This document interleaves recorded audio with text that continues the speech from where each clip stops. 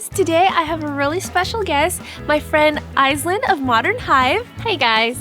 Who invited us into her urban homestead. Aislin has an amazing urban homestead where she keeps bees, has chickens, and grows her own vegetables. So we're gonna have a little bit of a Q&A and then we're gonna make a yummy last-minute salad. Aislin, so here we are in your urban homestead, and I notice you have chicken and bees. What do you do with them?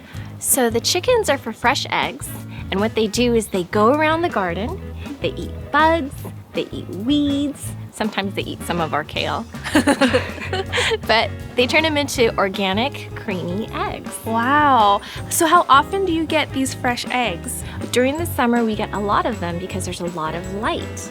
But during the winter, they take a rest and they don't make as many eggs. I've only had fresh eggs a few times, like fresh from the chicken.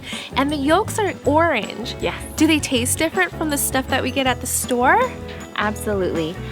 Especially when you have something that's poached and you get to taste more of the yolk, it hasn't been cooked too much, it tastes creamy and richer. Yes. And you'll also notice that a very healthy organic egg, the yolk will almost stand up a little bit more. Oh wow, I've never seen that. I might have to steal some of your eggs later. Absolutely. Or the chicken's eggs, actually.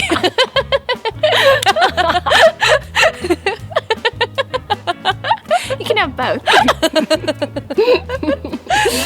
So tell me about the bees. I've always been concerned about bees and I love honey. And when I heard about the service that rescues bees that are about to be exterminated and looks for foster homes, I signed up. Wow. So we're a foster home. Oh my god. Yes, so the great thing is we learn about the bees because we're watching them go in and out every day. And it's actually pretty fascinating because they have little behaviors. Yeah. That unless they lived in our backyard, we wouldn't see them. You should follow her Instagram because she gets these close-up details of bees that are just amazing. Like, I'm actually afraid of bees because I've been stung more than once in my life. Yes. So I don't particularly enjoy them. But just seeing how beautiful they are up close is just so amazing. Yes. So. And that's okay. I think everyone is afraid of bees. We were a little scared too. But when we found out how focused they are on doing their job, and unless we get in their way or they feel threatened, we haven't gotten stung. Oh, that's amazing. So now to the really good part. I noticed you have a few raised beds with delicious looking kale and a few varieties, I have to add. Can you tell me about your winter vegetables and your growing process? Sure. We have a bunch of different kale because all the leaves have different textures. So some are a little harder and they're great for kale chips or stews. And then others are a little softer, so they're good for salads. The reason why we grow vegetables in our house is I love food and I love colors and textures, but they don't always have the greatest variety at the grocery store. I agree. So what we have in the garden right now, I actually chose based on color because I like dark purples and dark greens during the winter. And they're also vegetables that do well with a little bit of frost. So lettuce and kales become a little bit sweeter. They lose a bit of their bitterness during I didn't know that. during the winter when there's a bit of frost. So Aislin, I noticed you have a few different varieties of kale. Can you walk us through the different ones? Yes, we have lacinato kale. Our kids like the lacinato kale because it's also known as dinosaur kale. And it's got some bumps. It's great for stews because it's got a nice beefy leaf. And the two other ones we have are frilly kale. So those are great, I think, for salads because they kind of hold a vinaigrette. Ooh. Yes. And they're good for kale chips too, right? Yes, they have a nice structure for kale chips. So we have a dark purple because it looks nice. And we also have like a Scottish blue, I think is what it's called. A Scottish blue? I think, but I could be wrong. Wow. So a dark green. Our last kale is a great kale to use for salads because it's a bit frilly and it'll hold on to the vinaigrette. Oh, nice. Like today, we're gonna be using the lacinato kale to make a delicious pomegranate persimmon shaved Parmesan cheese walnut salad. Oh, that sounds delicious.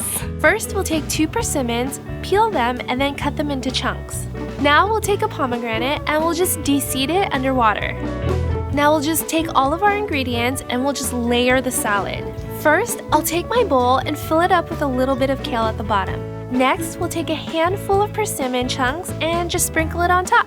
Then we'll take another handful of pomegranate arrows and we'll just sprinkle it around. We'll take some walnuts and some shaved Parmesan cheese and sprinkle that on top too. Now repeat all of the steps again and layer on top of your existing salad. This will really help give the salad some volume, and if you're serving it to guests and they dig in, they get a little bit of every little thing in there. I like to serve this with dressing on the side because not everybody likes a ton of dressing. That way they can kind of decide how much that they can put in. So we'll go ahead and make our vinaigrette. First, I'll start by finely dicing my shallot. I only need a tablespoon of this. I'll take the shallots and add it to a mason jar. Next, I'll take a tablespoon of Dijon mustard, a tablespoon of honey, the juice of a whole lemon, and about a quarter cup of olive oil, a sprinkle of salt and pepper. Close the jar up and just give it a good shake. And there you have it, a simple dimple lemon vinaigrette. And this goes really well with a lot of different salads too. I don't know why people buy salad dressing when it's so easy to make. And it tastes amazing when it's fresh. Yeah, and it uses things you already have in your pantry. So try this recipe out.